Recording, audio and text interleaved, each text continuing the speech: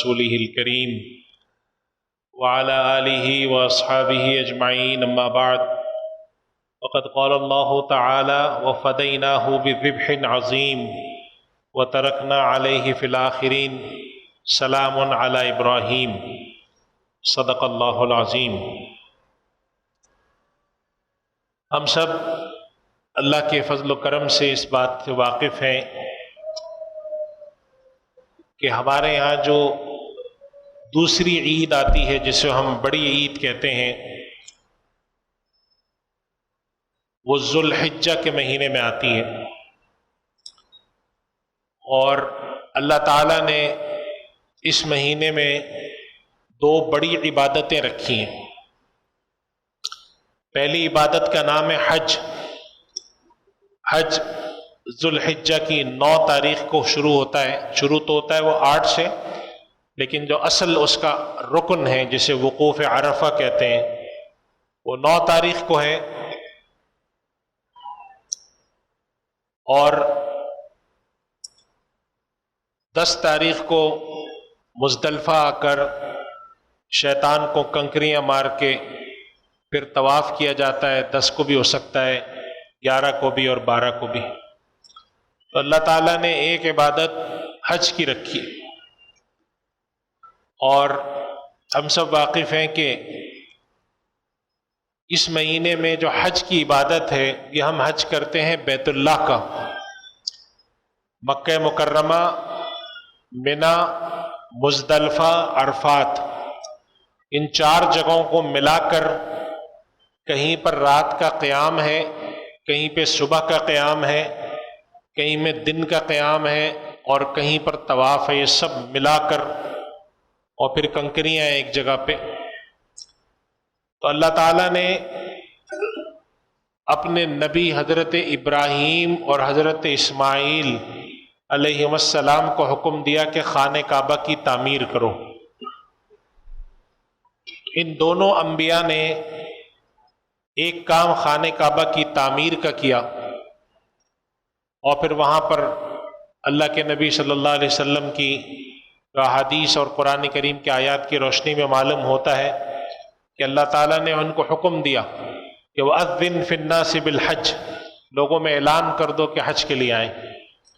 تو اس حج کا تعلق، حج بیت اللہ، خانہ کعبہ کا تعلق بھی حضرت ابراہیم اور حضرت اسماعیل علیہ السلام سے ہے۔ اور دوسرا بڑا کام اللہ تعالیٰ نے ان سے لیا، وہ بڑا کام یہ تھا کہ حضرت ابراہیم علیہ السلام کو خواب میں نظر آیا کہ اپنے بیٹے کو اللہ کی راہ میں قربان کر رہے ہیں۔ تو انہوں نے اپنے بیٹے سے کہا کہ میرے بیٹے، انی اذبحک فانظر ماذا تری، میں نے خواب میں دیکھا ہے، میں تمہیں ذبح کر رہا ہوں، تو تم کیا کہتے ہو اس بارے میں؟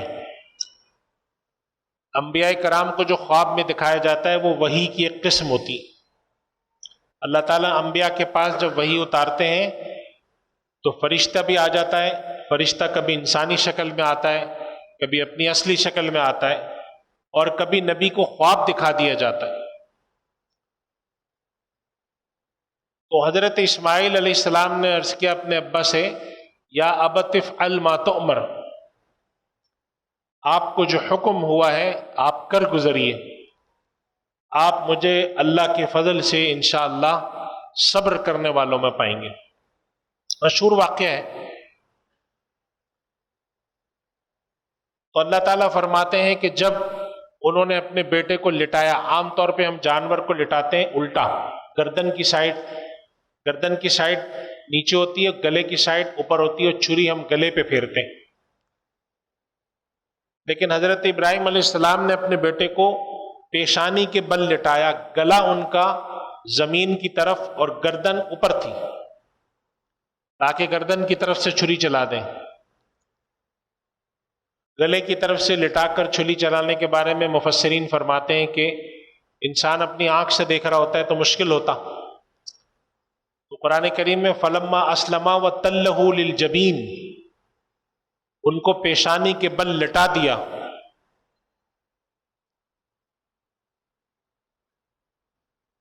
اور روایت میں آتا ہے چھری چلا دی. تو اللہ تعالیٰ فرماتے ہیں کہ ہم نے آواز دی کہ ابراہیم تم نے اپنا خواب پورا کر دکھایا ہے. اللہ تعالیٰ نے حضرت ابراہیم علیہ السلام کے بارے میں فرمایا کہ وَإِذِ ابْتَلَىٰ إِبْرَاهِيمَ رَبُّهُ بِكَلِمَاتٍ، حضرت ابراہیم علیہ السلام کو اللہ نے کچھ کلمات کے ذریعے آزمایا، فَأَتَمَّهُنَّ، وہ اس آزمائش میں پورے اترے. تو اللہ تعالیٰ فرماتے ہیں اس واقعے کے بارے میں کہ وہ فَدَيْنَاهُ بِذِبْحٍ عَظِيمٍ، ہم نے اس کے بدلے میں، فدیے کے طور پہ بدلے میں ایک بڑی قربانی کو عطا کیا. وَتَرَكْنَا عَلَيْهِ فِي الْآخِرِينَ، اور یہ معاملہ ہم نے بعد میں آنے والوں کے لیے جاری کر دیا. آج تک سنت ہے. صحابہ کرام رضوان اللہ علیہ مجمعین نے اللہ کے نبی صلی اللہ علیہ وسلم سے عرض کیا کہ یا رسول اللہ یہ قربانی کیا چیز ہے؟ آپ نے فرمایا تمہارے دادا عرب حضرت اسماعیل علیہ السلام کے اولاد میں تھے، تو کہا تمہارے دادا حضرت ابراہیم علیہ السلام کا سنت ہے، ان کا طریقہ کار ہے. اللہ کو اپنی بندگی دکھانے کا تو ان کا طریقہ کار ہے. تو انہوں نے عرض کیا کہ یا رسول اللہ ہمیں کیا ملتا ہے؟ ہم تو اللہ پر جانور کو قربان کر دیتے ہیں. تو اللہ تعالیٰ اس سے خوش ہو جاتا ہے، راضی ہو جاتا ہے. ہمیں کیا ملتا ہے؟ تو اللہ کے نبی صلی اللہ علیہ وسلم نے فرمایا کہ ہر بال کے بدلے میں ایک نیکی ملتی ہے. مشہور حدیث ہے. چنانچہ نبی کریم صلی اللہ علیہ وسلم فرماتے ہیں کہ ان عید کے 3 دنوں میں 10 تاریخ کو، 11 تاریخ کو اور 12 تاریخ کو مغرب تک 3 دن جو ہیں اللہ کو اپنی راہ میں قربانی کرنے سے زیادہ کوئی عمل اس دنوں میں پسند نہیں. سب سے زیادہ افضل کیا ہے؟ قربانی کیجیے. اور علماء نے لکھا ہے ان 3 دن کے علاوہ قربانی کرنے میں کوئی ثواب نہیں ہے. قربانی کا مطلب ہے چھری پھیرنا. ویسے تو انسان جانور کو بسم اللہ اللہ اکبر پڑھ کے حلال کرتا ہے کھانے کے لیے یا مستحقین کو دینے کے لیے. تو جب آپ جانور کو قربان کر کے اللہ کی راہ میں صدقہ کرتے ہیں تو گوشت دینے کا ثواب ملتا ہے، لیکن چھری پھیرنے کا ثواب ان 3 دنوں میں. اب سوال یہ ہے کہ ہمارے فلسفہ قربانی کیا ہے؟ اگر ہمیں یہ سمجھ میں آ جائے تو ہمیں اس سوال کا بھی جواب مل جائے گا کہ قربانی کریں ہم یا غریبوں کی مدد کریں. ٹھیک ہے نا؟ آج کل تو 2 باتیں ذہن میں رکھیں. پہلی بات، اس کائنات میں جو کچھ بھی اللہ تعالیٰ کا حکم ہے کرنے کا، وہ اللہ کی ضرورت نہیں ہے. یعنی اللہ کو جیسے ماں باپ کو ضرورت ہوتی ہے کہ آپ ماں باپ کو سہارا دیں، وہ ضعیف ہو گئے تو ان کی دوا دارو کا خیال رکھیں، کھانا کھلائیں. اللہ کو ایسی ضرورت نہیں ہے. اور اللہ تعالیٰ اس بات کو جگہ جگہ فرماتے ہیں. مثلا قرآن کریم میں ایک جگہ اللہ تعالیٰ فرماتے ہیں کہ لوگوں پر اللہ کے لیے حج کرنا فرض ہے، اور اللہ تعالیٰ فرماتے ہیں ومن کفر، اور اگر کوئی روگردانی کرے تو پھر اللہ سب سے بے نیاز ہے. اگر ساری مخلوق مل کر اللہ کے آگے سجدہ کرے تو اللہ کی ذات میں اتنا سا فرق نہیں پڑتا. ساری کائنات مل کر اللہ کا انکار کر دیں، اللہ کو اتنا سا فرق نہیں پڑتا. تو اللہ کی عبادت ہم اس لیے نہیں کرتے کہ اللہ کو ضرورت ہے. اگر ہم اللہ کو اللہ مانیں گے تو وہ اللہ ہوگا ورنہ نہیں ہوگا، ایسا نہیں ہے. اللہ تعالیٰ کی تو قرآن کریم میں اللہ تعالیٰ فرماتے ہیں وَمَا يَعْلَمُ جُنُودَ رَبِّكَ إِلَّا هُوَ، اللہ کی مخلوق، اللہ کے بندے، اللہ نے کیا کیا پیدا کیا ہے وہ تو اللہ کے علاوہ کوئی نہیں جانتا. آپ نے سنا ہوگا کہ ہمارے یہاں جو خانہ کعبہ ہے اس کے اوپر آسمان میں ایک اور خانہ کعبہ ہے جس کو کہتے ہیں بیت المعمور. سورۃ الطور 27ویں پارے میں جو ہے، 27واں پارہ جب آپ شروع کرتے ہیں تو آدھی سورہ زاریات ہے اس میں، اور اس کے بعد ہے وَالطُّورِ وَكِتَابٍ مَّسْطُورٍ. آپ آج جا کر اس کی تفسیر پڑھیں. اس کے اندر اللہ تعالیٰ قسم کھاتے ہیں وَالْبَيْتِ الْمَعْمُورِ، تو مفسرین لکھتے ہیں اس سے مراد خانہ کعبہ ہے جو فرشتوں کا خانہ کعبہ ہے. اور بعض روایت میں آتا ہے کہ اس میں کوئی فرشتہ ایک مرتبہ جب آ جائے تو دوبارہ اس کو موقع نہیں ملتا، اتنی تعداد ہے. ہمارے یہاں جیسے پابندی لگاتے ہیں نا کہ اگر کسی نے ایک مرتبہ حج کر لیا تو 5 سال تک نہیں کر سکتا. تو اللہ کے آگے سجدہ کرنے والے، اللہ کی حمد و ثنا کرنے والے انسانوں کے علاوہ لاکھوں کروڑوں اربوں مخلوقات ہیں. اللہ تعالیٰ فرماتے ہیں وَإِن مِّن شَيْءٍ إِلَّا يُسَبِّحُ بِحَمْدِهِ، اس کائنات کی ہر چیز اللہ کی تسبیح بیان کرتی ہے. وَلَكِن لَّا تَفْقَهُونَ تَسْبِيحَهُمْ، ان کی تسبیح تم سمجھ نہیں سکتے. خیر ہمیں کیا سمجھ میں آئے گی؟ ہم تو سوائے چند مخلوقات کی کسی کی بات ہی نہیں سن سکتے.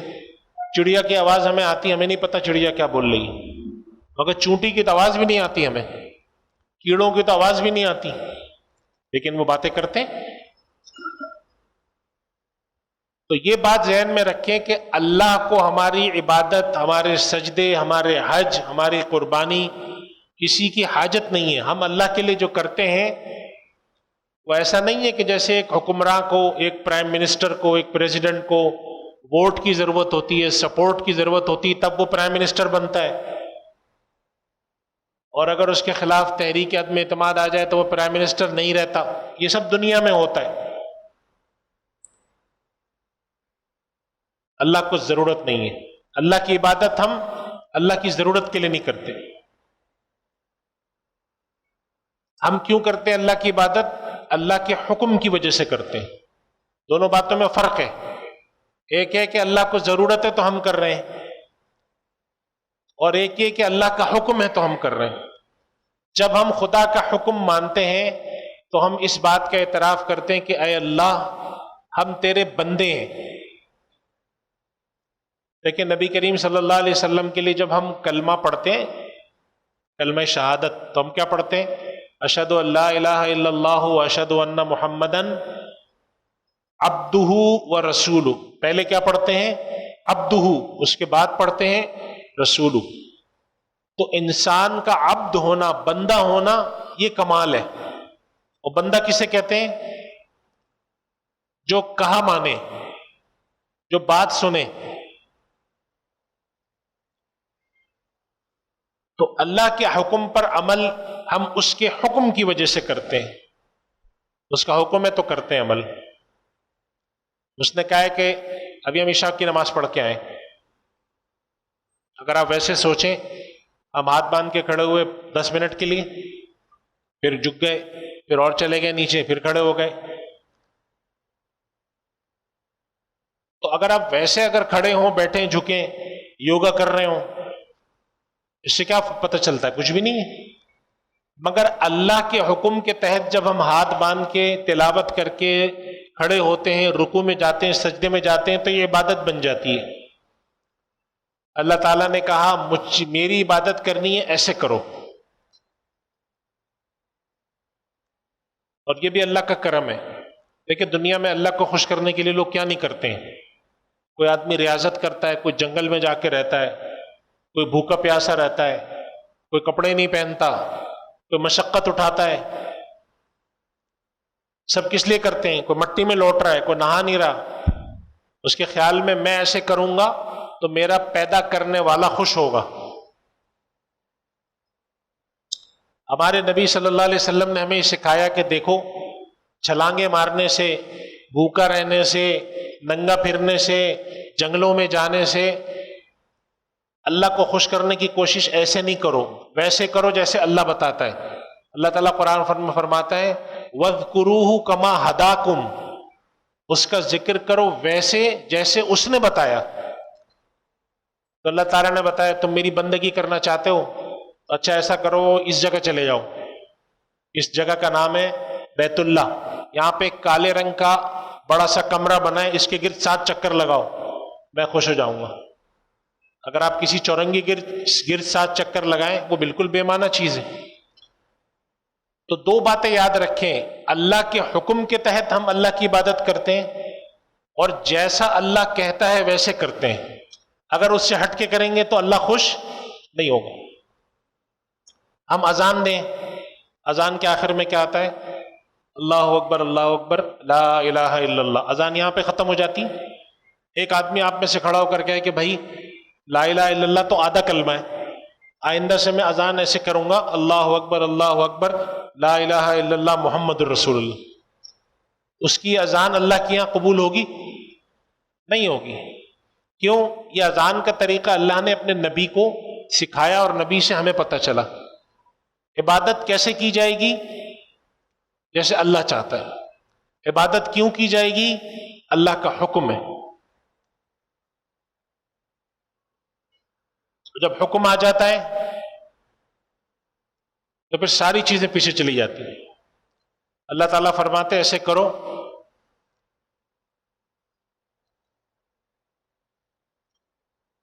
حضرت ابراہیم علیہ السلام اعلان فرماتے اسلمت لرب العالمین، میں نے اپنے رب آسمانوں زمینوں جہانوں کے رب کے آگے سر جھکا دیا، جو تو کہے گا میرے اللہ میں وہ کروں گا، یہ ہے بندگی۔ اور جو تو کہے گا تو پہلے میں پوچھوں گا، یہ کیا ہے، کس کا کام ہے یہ آپ بتائیں۔ قیامت میں جب اللہ تعالیٰ نے فرشتوں کو حکم دیا وَإِذْ قَالَ رَبُّكَ لِلْمَلَائِكَةِ اسْجُدُوا لِآدَمَ، جاؤ حضرت آدم کو سجدہ کرو، تو کس نے سوال اٹھایا اور کیا سوال اٹھایا؟ لاجیکل کوشچن تھا نا اس کا، خلقتنی من نار وخلقتہ من طین، تو نے جو اللہ چیزیں پیدا کی اس میں آگ میں طاقت زیادہ ہے، مٹی تو زمین پہ پاؤں کے تلے آنے والی چیز ہے، تو یہ تو مجھ سے افضل نہیں ہے، میں کیوں سجدہ کروں اس کو؟ یہی کہتا نا شیطان۔ یعنی کوشچن کے اعتبار سے اگر دیکھا جائے تو بات تو اس کی شیطان کی لاجیکل تھی، لیکن غلطی کیا تھی؟ حکم خدا کے آگے کھڑا ہو گیا۔ اللہ تعالیٰ فرماتے ابا واستکبر وکان من الکافرین۔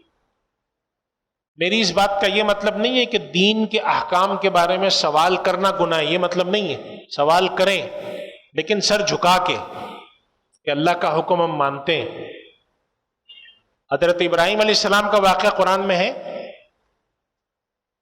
اللہ سبحانہ و تعالیٰ فرماتے ہیں حضرت ابراہیم علیہ السلام کے بارے میں کہ انہوں نے اپنے رب سے عرض کیا کہ ربی ارینی کیف تحیی الموتی، اللہ تو مجھے ذرا یہ دکھا دے کہ تو مردوں کو زندہ کیسے کرے گا۔ تو اللہ تعالیٰ نے کیا سوال پوچھا؟ اولم تؤمن، کیا تمہیں اس بات پر ایمان نہیں ہے کہ میں زندہ کروں گا؟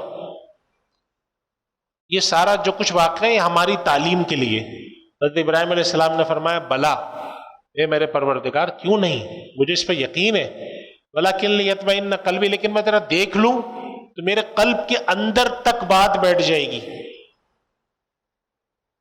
جب ایک چیز کو آپ اپنی آنکھوں سے دیکھتے ہیں نا تو یقین ہوتا ہے۔ ہمارے جو بڑے بزرگ ہمیں کہتے ہیں یہ کام مت کرو، ہم کہتے ہیں کیوں نہ کریں، وہ کہتے ہیں دیکھو تم کرو گے اور نقصان اٹھاؤ گے، ہم یہ کر چکے ہیں، ہم نے نقصان اٹھایا، ہم تمہیں دیکھ کر بات بتا رہے ہیں۔ پھر اللہ تعالیٰ فرماتے ہیں تو یہ بات یاد رکھیں، سوال کرنا منع نہیں ہے، منع ہے بغاوت۔ اللہ کے حکم کے آگے یہ کہنا کہ بھئی ہم کیوں قربانی کریں؟ اللہ تعالیٰ نے تو حضرت ابراہیم علیہ السلام کو اپنا بیٹا قربان کرنے کو کہا تھا، ہم سے تو نہیں کہا بیٹے قربان کرو، ہم کو تو کہا جانور قربان کرو اگر تم صاحب حیثیت ہے، ورنہ وہ بھی مت کرو، اور صاحب حیثیت ہو تو ضروری نہیں ہے بڑا جانور کرو، چھوٹا کر دو۔ تو فلسفہ قربانی کے اندر دو چیزیں یاد رکھیں، حکم خدا کی تعمیل نمبر ایک، اور ویسے تعمیل جیسے اللہ چاہتا ہے۔ اور اللہ تعالیٰ جب کسی چیز کا حکم دیتا ہے تو اس میں دو چیزیں چاہتا ہے، ایک تو یہ کہ جیسے اس نے بتایا ویسے کیا جائے۔ نماز کے لیے حکم دیا کہ ہاتھ یہاں باندھو، ہم یہاں باندھیں گے، رکوع میں اتنا جھکو، اتنا جھکیں گے۔ تو ایک کسی بھی عمل کی ظاہری صورت ہے، اللہ تعالیٰ نے کہا یہ کام ایسے کرو ویسے ہی کرنا ہے۔ اور دوسری چیز جو اللہ چاہتا ہے بندے سے وہ ہے اخلاص، نیک نیتی۔ اللہ تعالیٰ نے قرآن کریم میں فرمایا لن ینال اللہ لحومها ولا دماؤها، تم جو جانور ذبح کرتے ہو اللہ تک اس کا گوشت، اس کا خون نہیں جاتا، وَلَٰكِن يَنَالُهُ التَّقْوَىٰ مِنكُم، جو اندر ہے وہ جاتا ہے۔ اللہ کے نبی صلی اللہ علیہ وسلم فرماتے ہیں جب تم جانور پر چھری پھیرتے ہو، اس کے گردن میں سے خون نکلتا ہے اور زمین پر گرتا ہے، کتنے دیر کا کام ہے؟ سیکنڈوں کا کام ہے نا۔ جانور پہ چھری پھیرنے سے زمین پر خون گرنے تک کتنی دیر لگتی ہے؟ 2 سیکنڈ، 3 سیکنڈ، اونٹ ہے تو 5 سیکنڈ۔ اللہ تعالیٰ کے نبی فرماتے ہیں کہ وہ خون زمین پہ گرنے سے پہلے اللہ کے یہاں اس کا ایک درجہ متعین ہو جاتا ہے، قبول ہے یا قبول نہیں ہے، مقبول ہے یا مردود ہے، پورا قبول ہے پورا مردود ہے۔ تو معلوم یہ ہوا کہ قربانی کا ایک ظاہری طریقہ ہے کہ جانور ہو، 2 دانت کا ہو، اتنا بڑا ہو، اس کے اندر عیب نہ ہو، سینگ ٹوٹا نہ ہو، یہ تو اس کی ظاہری شرائط ہے۔ اور ایک اور شرط ہے اس کی، وہ کیا ہے؟ یہاں اچھا ہو، دل صاف ہو، اخلاص کے ساتھ آپ اتنا سا بکرا اللہ کی راہ میں پیش کریں، وہ آپ کے 1000 بکروں سے افضل ہے جن بکروں میں ریاکاری ہو۔ تو 3 باتیں فلسفہ قربانی میں یاد رکھیں: حکم خدا کی تعمیل، جو طریقہ خدا نے بتایا اس کی تعمیل، اور اخلاص کے ساتھ تعمیل۔ یہ 3 چیزیں اگر پائی جاتی ہیں تو آپ حضرت ابراہیم علیہ السلام کی سنت پر عمل کرتے ہوئے اللہ کے آگے اپنی بندگی کا اظہار کرتے ہوئے سر جھکا رہے ہیں۔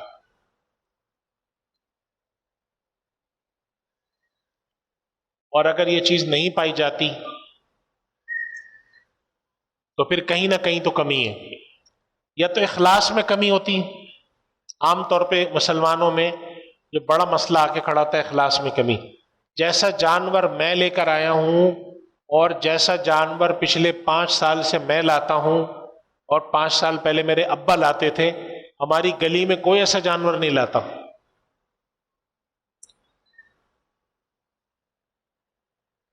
آتا ہے نا دل میں، دل میں یہ آیا اور معاملہ کیا ہوا؟ خراب ہوا۔ ایک مرتبہ میں نے پہلے بھی یہاں پر ایک بزرگ کا واقعہ سنایا تھا کہ وہ اپنے بیٹے کے ساتھ مسجد جا رہے تھے تہجد کے وقت۔ مسجد میں داخل ہوئے، بڑی جامع مسجد تھی، تو کچھ لوگ سو رہے تھے، ابھی فجر کا وقت نہیں ہوا تو کچھ لوگ سو رہے تھے۔ تو ان کے بیٹے نے کہا ابا جان یہ تہجد کا وقت، یہ سب سوئے پڑے؟ تو انہوں نے کہا میرے بیٹے اگر تم اپنے گھر میں سوئے پڑے رہتے اور یہ جملہ منہ سے نہ نکالتے تو یہ زیادہ بہتر تھا کہ تم میرے ساتھ آئے اور یہ منہ سے نکالا جملہ تم نے، یعنی تمہارے منہ سے یہ جملہ نکلا ہے، اس کا مطلب یہ کہ تم سمجھ رہے ہو میں اچھا ہوں کہ میں یہاں تہجد پڑھنے آیا، اور یہ سب نکمے ناکارہ ہیں کہ لیٹے ہوئے۔ اتنی سختی کرتے تھے لوگ، کہتے تھے اپنے عمل کو کسی کے عمل کے ساتھ مت تولو، اپنی قربانی کو کسی کے ساتھ مقابلے میں مت لاؤ، کسی کا دل چیر کے تم نے نہیں دیکھا کہ وہ اتنے سا جانور اس کا قبول ہے اور تمہارا 20 من کا بیل قبول نہیں۔ نبی کریم صلی اللہ علیہ وسلم جب فتح مکہ کے موقع پہ مکہ میں داخل ہوئے تو آپ فاتح تھے۔ روایت میں آتا ہے کہ آپ اونٹ پر بیٹھے ہوئے تھے، اونٹنی پر، اور اس طرح جھکے ہوئے تھے بالکل کوہان سے جیسے سر لگا کے سجدہ کرنے والے، بندگی کا اظہار کہ یا اللہ تو نے اگر مجھے آج فتح دیے تو اصل تو تیری فتح ہے۔ اتنا بندگی کا اظہار کرنا۔ تو پہلی بات یاد رکھیں کہ قربانی حکم خدا کے تحت ہوتی، اور یہ سب کو سکھائیں اولاد کو۔ کیوں کرتے ہیں ہم قربانی؟ اللہ کا حکم ہے۔ غریبوں کے فائدے کی بات بعد میں۔ ہم کیوں نماز پڑھتے ہیں؟ اللہ کا حکم ہے نماز پڑھتے ہیں۔ ہم کیوں زکوٰۃ دیتے ہیں؟ اللہ کا حکم ہے۔ اللہ کے حکم پر عمل کرنا یہ ایمان اور اسلام کی نشانی ہے۔ یہ نہیں ہے کہ قربانی اللہ نے اس لیے رکھی ہے کہ اس سے غریبوں کو فائدہ ہو۔ غریبوں کو فائدہ پہنچتا ہے اس سے، غریبوں کو کیا پہنچتا ہے؟ ہمیں بھی پہنچتا ہے، ہمیں گھر میں کھانے کو گوشت مل جاتا ہے، ہماری انڈسٹری چلتی ہے، چٹائیاں، ٹوکریاں، پتہ نہیں کتنی انڈسٹریاں چلتی ہیں، ٹینری کی انڈسٹری چلتی ہے۔ لیکن ہم جانور قربان اپنے گوشت کے لیے نہیں کرتے، ٹینری کی انڈسٹری چلانے کے لیے نہیں کرتے، چٹائیاں بنانے کے لیے نہیں کرتے، ٹوکریاں بنانے کے لیے نہیں کرتے، سیخ کباب کے وہ جو انگیٹھی ہے وہ بنانے کے لیے نہیں کرتے. ہم اس لیے کرتے ہیں کہ اللہ کا حکم ہے کہ میرے راستے میں میری رضا کے لیے تم جانور قربان کرو. کہیں پر اس نے حکم دیا نماز پڑھو، کہیں پہ حکم دیا زکوٰۃ دو، کہیں پہ حکم دیا روزہ رکھو بھوکے رہو، کہیں پر حکم دیا قربانی کرو، کہیں پہ حکم دیا عمرے پہ جاؤ، کہیں پہ حکم دیا حج پہ جاؤ. سب حکم خدا ہے. اور اللہ کے نبی صلی اللہ علیہ وسلم نے ایک حکم دیا مسلمانوں کو، فرمایا کہ طیبوا بہا نفسا، قربانی خوش دلی سے کرو، اور دل میں یہ لا کر کرو کہ میرے رب، تیرے نبی حضرت ابراہیم علیہ السلام نے، تیرے نبی حضرت اسماعیل نے، تیرے انبیاء نے، تیرے نبی اللہ کے نبی صلی اللہ علیہ وسلم نبی آخر الزمان نے تیرے حضور 63 قربانیاں پیش کی تھی. پتہ ہے نا، آپ سب جانتے ہیں تاریخ کی. میں پروردگار تیری بارگاہ میں قربانی کا جانور پیش کر رہا ہوں، تو قبول فرما. بندگی کا اظہار کریں، عبدیت کا اظہار کریں. اس کے بعد 2 باتیں میں اور عرض کرتا ہوں، پھر اپنی گفتگو ختم کروں گا. ہمارے یہاں لوگ سوال کرتے ہیں کہ ہم غریبوں کی مدد کیوں نہ کریں، قربانی کیوں کریں.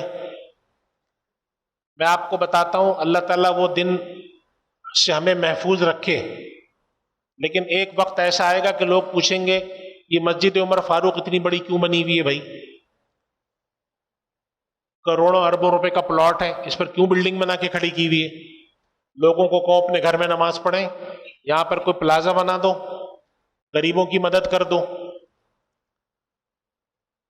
کیوں اتنی بڑی بڑی جگہ مسجدیں بناتے ہو؟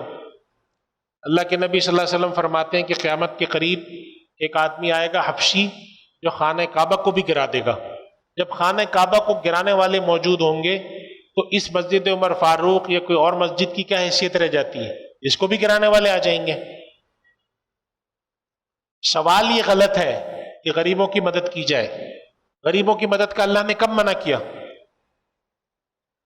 قربانی کے اگر آپ اکنامک بینیفٹ دیکھیں تو قربانی ایک ایسی ایکٹیویٹی ہے جو گراس روٹ لیول سے لے کر ٹاپ لیول تک یوں سرکولیٹ کرتی ہے. پاکستان میں پراپرٹی کا کاروبار یوں سرکولیٹ کرتا ہے. پراپرٹی کے کاروبار میں غریب حصہ لے سکتا ہے؟ آپ بتائیں، لے سکتا ہے؟ نہیں لے سکتے. ایک غریب ہے، اس کے پاس اگر 20,000 روپے میں پراپرٹی کے کاروبار میں حصہ لے سکتا ہے؟ آپ سوچیں، 20 لاکھ والا نہیں لے سکتا. تو پراپرٹی کا کاروبار اپر لیول میں گھومتا ہے. لیکن قربانی کی عبادت میں اللہ نے ایسا عجیب و غریب بات رکھی کہ نیچے سے اوپر تک ہے. غریب آدمی کا بھی اس میں کام ہے. چٹائی لے کر بیٹھتا ہے ایک آدمی، چارہ لے کر بیٹھتا ہے، چھری چاقو تیز کرنے والا بیٹھتا ہے، جانور کے گلوں میں پھول ڈالنے والا بیٹھا ہوتا ہے، ہار لینے والا بیٹھا ہوتا ہے، کھال چھری چلانے والا بیٹھا ہوتا ہے، ہڈیاں جمع کرنے والا بیٹھا ہے، کھال لینے والا بیٹھا ہے. تقریباً 18 یا 20 انڈسٹری ایسی ہیں جو اس قربانی کی وجہ سے حرکت میں آتی ہیں. اور جانوروں کے بارے میں کیا حکم ہے؟ 3 حصے کرو، ایک حصہ غریبوں کو دو. تو غریبوں کو ایسے بھی جاتا ہے صدقے کی شکل میں بھی. اور بڑی تعداد میں ہمارے یہاں لوگ ایسے ہیں جو جانور پالتے ہیں. ایک آدمی جس کے پاس 20,000 روپے ہوں، وہ آرام سے چھوٹے چھوٹے 2 بکرے 3 بکرے چھوٹے چھوٹے لے کر پال کے یا دمبے پال کر 1 سال بعد لا کے وہ بیچ سکتا ہے.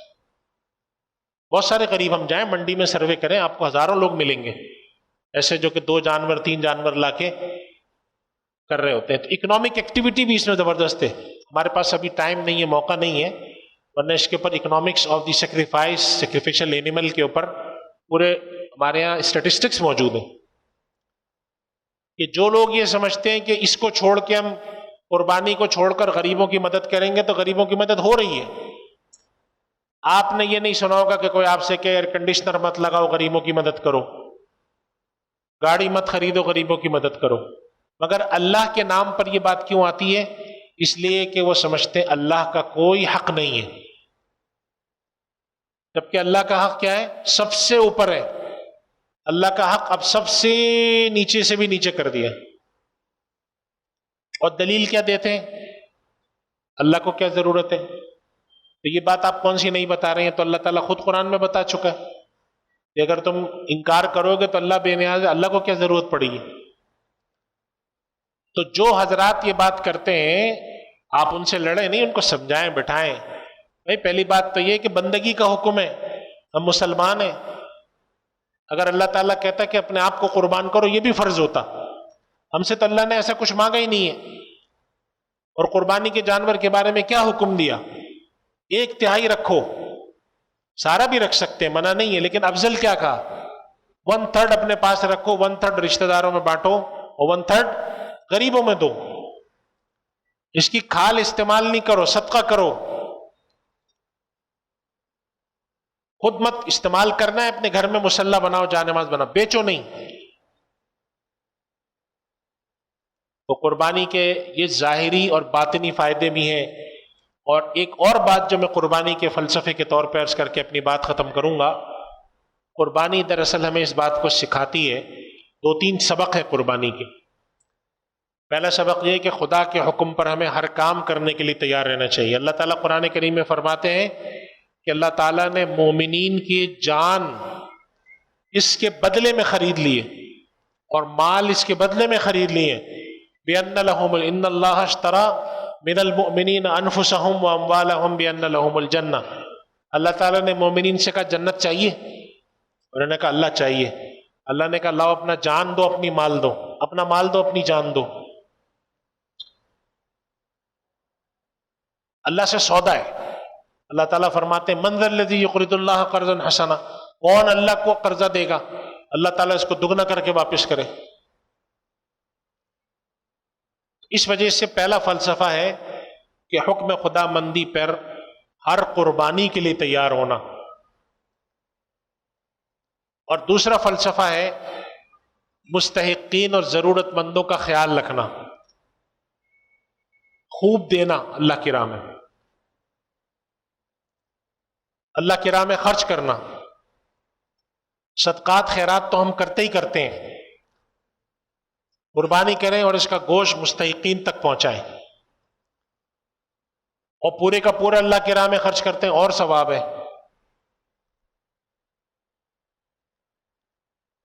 اور تیسرا فلسفہ یہ ہے کہ اللہ کی راہ میں جان بھی خرچ کی جائے گی اور مال بھی خرچ کیا جائے گا، جسے ہم کہتے ہیں جسمانی عبادت بھی ہے اور مالی عبادت بھی ہے. جسمانی عبادت نماز ہے، روزہ ہے.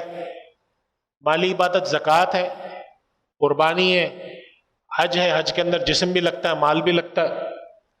مال بھی اللہ کا، جان بھی اللہ کی. تو خوشی سے اس کو کریں، اولاد کو سکھائیں. آج آپ دیکھیں کہ اسپین کے اندر بل فائٹنگ کرتے ہیں لوگ، کرتے ہیں نا بل فائٹنگ. جانور کے گردن اس کے پیچھے اس کا کوہان ہوتا ہے، اس کے پاس 5 تلواریں مار کے اس کو قتل کرتے ہیں. آرٹ ہوتا ہے ان کے یہاں. سمجھا جاتا ہے کہ اگر کوئی آدمی جانور کی کمر میں کوہان کے پاس 5 تلواریں اس طرح سے چبوئے کہ وہ 5 تلواروں کے بعد مر جائے، 4 تلوار میں نہ مرے اور 6 میں نہ مرے، تو سمجھا جاتا ہے کہ بہترین پلیئر ہے. جانوروں کو بھگا کے بس ایسا کرو. ہمارے دین میں نہیں ہے. اللہ کے نبی صلی اللہ علیہ وسلم کا حکم ہے کہ جانور کو ذبح کرو، تیز چھری سے کرو، جلدی روح نکلے اس کی، تکلیف مت پہنچاؤ. تو یہ باتیں ہمیں ذہن میں رکھنی چاہیے. اور اس کے علاوہ میں آخری بات آپ حضرات سے کروں گا کہ قربانی کے حوالے سے کچھ مسائل ہیں، ان کو ضرور سمجھ لیں. ایک تو اجتماعی قربانی کا مسئلہ ہے. وہ لوگ جو حج پہ جا رہے ہیں، جو حج پہ ہم قربانی کرتے ہیں وہ دم شکر ہے، وہ اس قربانی کے علاوہ ایک چیز ہے. حج پہ جاتے ہیں نا، قربانی کرتے ہیں، وہ دم شکر ہے. وہ یہ قربانی، یہ اضحیہ ہے اور وہ دم شکر ہے، دونوں الگ الگ چیزیں. اگر کوئی شخص حج پہ جاتا ہے صاحب حیثیت ہے، وہ قربانی بھی کرے اور یہاں پہ پاکستان میں بھی قربانی کرے، حصہ ڈال کے چلا جائے. اجتماعی قربانی آج کل کے حالات میں ذرا جانور بہت مہنگا ہے، لوگوں کے معاشی حالات بہت سخت ہیں. اجتماعی قربانی کے اندر لوگ حصہ ڈال لیں، اس کے مسائل سیکھ لیں، تھوڑا سا سمجھ لیں لوگوں کے ساتھ. ہمارے پاس وقت نہیں ہے، میں بتا نہیں سکتا بہت سارے، لیکن تھوڑا سمجھ لیں. گھر میں جانور آ رہا ہے تو ہم کیسے لے کر آئیں؟ سب لوگ پیسے ملا رہے ہیں. کچھ لوگ ایسے ہیں کہ جن کے رشتے دار امریکہ میں، انہوں نے کہا یہاں حصہ ڈالو، تو قربانی کس وقت کریں؟ ایسا نہ ہو امریکہ میں ابھی عید نہیں ہوئی ہو، یہاں پہ ہم کر دیں. بعض دفعہ ایسا ہوتا ہے امریکہ میں رات ہو رہی ہوتی ہے، ابھی اگلے دن عید نہیں ہوئی، اور ہم یہاں قربانی کر دیں. ان سارے مسائل کے بارے میں تھوڑی احتیاط کی ضرورت ہے. اس کو سیکھیں، قربانی کی کھال کیسے دیں، اور کوشش کریں کہ اللہ کی راہ میں ہم جتنے لوگ یہاں بیٹھے ہیں، اللہ کا بڑا کرم ہے، احسان ہے کہ ہم سب لوگ گوشت کھا سکتے ہیں. ہمارے یہاں ایسے لوگ ہیں جو مہینہ مہینہ گوشت کی شکل نہیں دیکھ پاتے. بہت سارے لوگ ایسے ہیں، آپ اور ہم ایسے لوگوں کو جانتے ہیں. تو کوشش کریں کہ اللہ کی راہ میں ہم سے جسمانی عبادت نہیں ہوتی. ہم نے اپنے بزرگوں کا سنا کہ تہجد میں اٹھا کرتے تھے، قرآن کریم کی تلاوت کرتے تھے، ذکر کرتے تھے. ہم لوگوں سے تو تہجد نہیں پڑھی جاتی. زندگی کے مشغلے بہت زیادہ ہیں، کبھی پڑھ لی تو کبھی نہیں پڑھی. لیکن اللہ نے ہمارے پاس اس وقت ایک ایسی چیز دی ہے جو ہمارے بزرگوں کے پاس نہیں تھی. ہمارے بزرگوں کے پاس اتنی دولت نہیں تھی جتنی ہمارے پاس ہے. آج ہمارے گھروں میں ایئر کنڈیشنر ہر دوسرے کمرے میں لگے ہوتے ہیں. ہمارے 20 سال پہلے لگتے تھے، 40 سال پہلے. آپ نے تصور کیا 40 سال پہلے ہر کمرے میں اے سی ہو؟ گھر میں 3 گاڑیاں ہوتی ہیں، پہلے نہیں ہوتی تھی. تو جب اللہ نے مال کی فراخی دی ہے، تو اگر جسمانی عبادت میں کمزوری ہے تو مالی عبادت بڑھا دیں، خوب اللہ کی راہ میں خرچ کریں. اللہ تعالیٰ کا وعدہ ہے وَمَا أَنفَقْتُم مِّن شَيْءٍ فَهُوَ يُخْلِفُهُ. جو اس کے راہ میں خرچ کرو گے وہ لوٹا دے گا، زیادہ لوٹا دے گا، دنیا میں بھی اور آخرت میں بھی، اور اللہ خوش بھی ہوتا ہے. تو بس میں ان کلمات پہ اپنی گفتگو ختم کرتا ہوں، اور خاص طور پہ ایک اور بات کروں گا. میں ایک صرف جملہ مجھے یاد آ گیا کہ یہ جو ہمارے 10 دن ہیں، ذی الحج کے جو شروع کے 10 دن ہیں، ان کی بڑی فضیلت ہے. سورۃ الفجر میں وَالْفَجْرِ وَلَيَالٍ عَشْرٍ. تو جو لوگ روزہ رکھ سکتے ہو 10 دن تو وہ رکھ لیں، بہت اچھا. نہیں تو عرفہ پاکستان میں جو 9 تاریخ ہو وہ دن روزہ رکھنا چاہیے، اس کا ثواب ہے. ان 10 دنوں میں کوشش کریں کہ نوافل کا اہتمام کر لیں، کچھ تلاوت کر لیں، صدقات کر لیں، روزہ رکھ سکیں تو رکھیں. اور بھی اس کے بہت سارے فضائل ہیں، ضرور ہمارے یہاں مسجد کے امام صاحب بھی آپ کو تعلیم فرمائیں گے انشاءاللہ تعالی.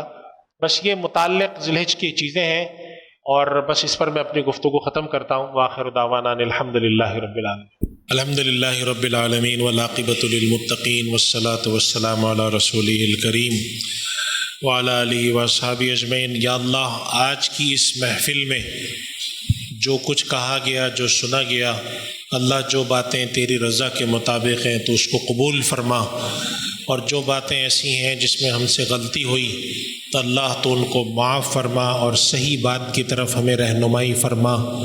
جتنے بھی یہاں پر حاضرین ہیں اور خصوصاً جو بچے ہیں، اللہ تعالیٰ ان سب کے ایمان کو سلامت رکھ، ہم سب کی نسلوں کے ایمان کو سلامت رکھ، دین کی خدمت کرنے والا بنا. اور دعوت القرآن کی خدمت میں جو لوگ لگے ہوئے ہیں، اللہ تعالیٰ ان کی مدد کرنے کے لیے اور لوگوں کو ان کے ساتھ شامل فرما، اور ان کو خوب اجر و ثواب نصیب فرما. قربانی کا یا اللہ موقع آ رہا ہے، حج کا موقع آ رہا ہے. پروردگار، جو لوگ ہمارے عزیز و قارب حج پہ گئے ہیں، اللہ تو ان کے حج کو آسان کر دے، ان کے حج کو قبول فرما، اور ہم سب کو بھی حج کی توفیق نصیب فرما، عمرے کی توفیق نصیب فرما. قربانی کے جو مبارک دن آئے، اللہ تو ہمیں اخلاص کے ساتھ قربانی کی توفیق عطا فرما، محبت کے ساتھ، اپنے تعلق کے ساتھ قربانی کی توفیق نصیب فرما. ذی الحج کے 10 دنوں میں یا اللہ تو ہمیں نیک اعمال کی توفیق نصیب فرما. الہ العالمین، ہم تجھ سے اپنے لیے، اپنے بیوی بچوں کے لیے، گھر والوں کے لیے ہدایت کا سوال کرتے ہیں. اللہ تو ہمیشہ ہدایت پر قائم رکھ، اپنی بندگی ہمیں سکھا. پروردگار، ہمیں گمراہی سے بچا. جو سب لوگ یہاں پہ حاضر ہیں، اللہ تو ان کی ضرورتوں سے واقف ہیں، ان کی حاجتیں، ضرورتیں پوری فرما. جو لوگ ہم سے دعا کی درخواست کرتے ہیں یا ہم پر ان کا حق ہے، اللہ ہم ان سب کے لیے دعا کرتے ہیں. اللہ تو ان کی حاجتیں پوری فرما، مشکلات آسانی سے بدل دے. جو ہمارے بزرگ بڑے مرحومین دنیا سے چلے گئے، اللہ تو ان کی قبر کو جنت کے باغوں میں سے ایک باغ بنا دے، اور ان کو کروٹ کروٹ جنت نصیب فرما. اللہ جب تک ہم لوگ بقید حیات ہیں، عافیت اور سلامتی کے ساتھ ایمان پر ہمیں زندہ رکھ، اور اے اللہ جب ہمارا وقت آخر ہو تو ایمان پر ہم سب کا خاتمہ فرما۔ صلی اللہ تعالیٰ علی خیر خلقہ سیدنا مولانا محمد وعلی آلہ وصحبہ اجمعین برحمتک یا ارحم الراحمین۔ جزاک اللہ۔